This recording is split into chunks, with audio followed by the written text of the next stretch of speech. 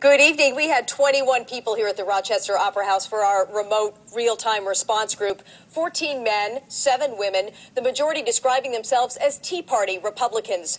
The response to Michelle Bachmann was overwhelmingly positive here tonight. By contrast, Newt Gingrich scored 35 out of 100 on a thermometer test before the debate even began. I will not rest until I repeal Obamacare. It's a promise. Take it to the bank, cash the check. I'll make sure that that happens. Early and overwhelmingly positive response for Congresswoman Michelle Bachmann on health care from our test group in Rochester. I thought, for the first debate of the year, they seem to all have the same good message. They're all on message. Had practiced their political speak and had it all down pat.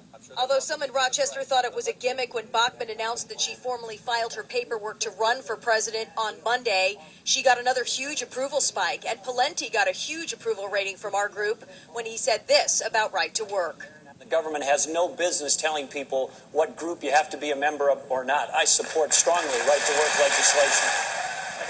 The real-time response team from SMU out of Texas says test groups typically like humor and dislike personal attacks or when the candidate breaks the rules of the debate.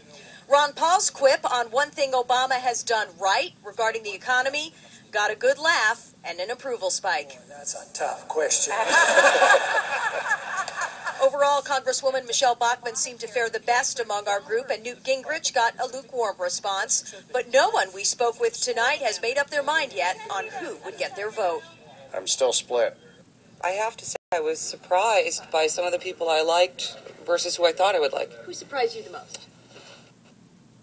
It told us that former Senator Rick Santorum is the one who impressed her the most. At no point in this debate did any of the approval ratings dip below neutral. The experts here tell us that's pretty typical in a partisan debate. And, of course, if we had had Democrats and Republicans here, we would have seen much greater swings.